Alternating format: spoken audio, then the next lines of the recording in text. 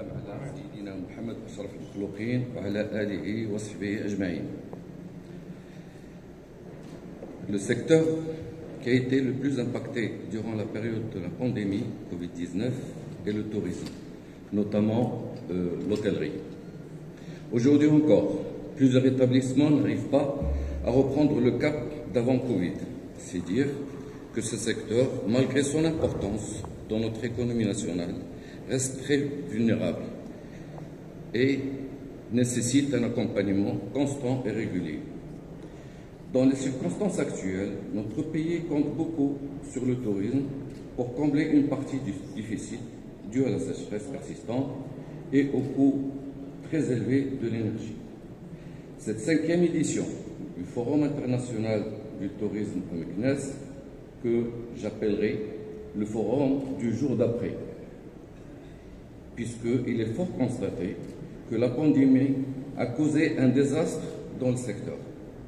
Ce forum est une occasion aux professionnels de débattre de leur situation. Quant à moi, et en ma qualité d'architecte et maître d'œuvre de plusieurs projets touristiques, je saisis cette occasion pour dresser un état des lieux du processus d'autorisation qui, à mon sens, très complexe et présente beaucoup de dysfonctionnements, et d'apporter aussi une petite réflexion sur le foncier.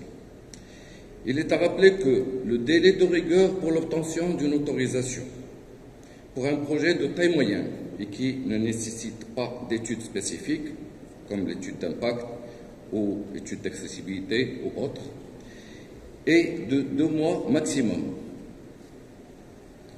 Malheureusement, la réalité nous rattrape et nous impose des délais de 6 mois à 12 mois et des fois même plus.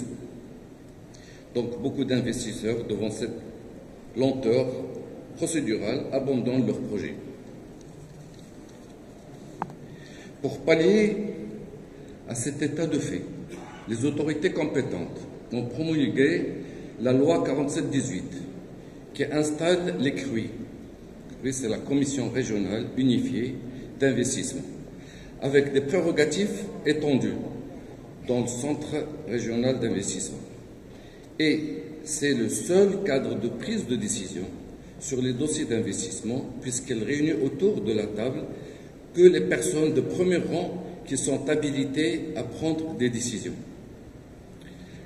Une plateforme a été créée pour cela, la CRI Invest a été créée pour informer les investisseurs, les professionnels, sur les procédures, sur les incitations liées à l'investissement et de permettre l'introduction des projets pour instruction, à l'instar de la plateforme ROFAS.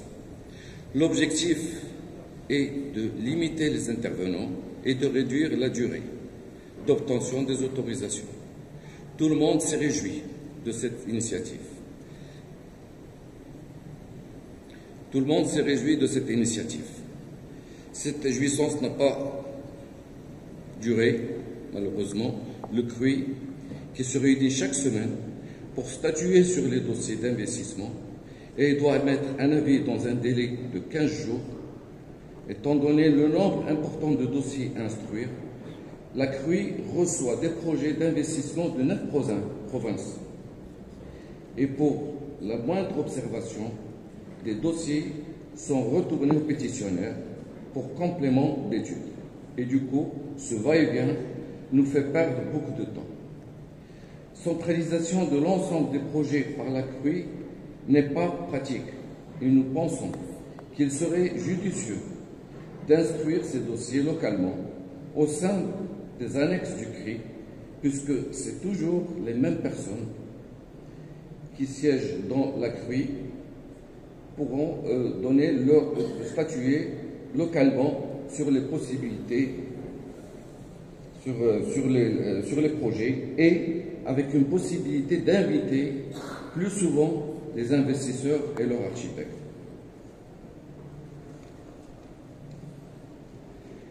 La réflexion sur le foncier.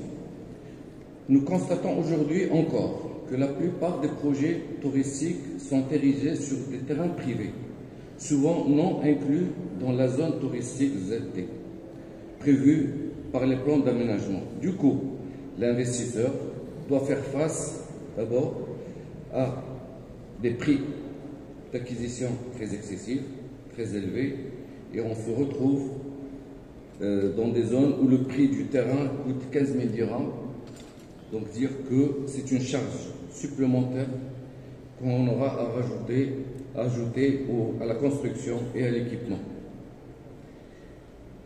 Donc, et causera souvent beaucoup de retard dans les délais de réalisation. Les terrains qui ne sont pas inclus dans un zoning approprié sont assujettis à l'enquête commodo incommodo et aux accords des riverains.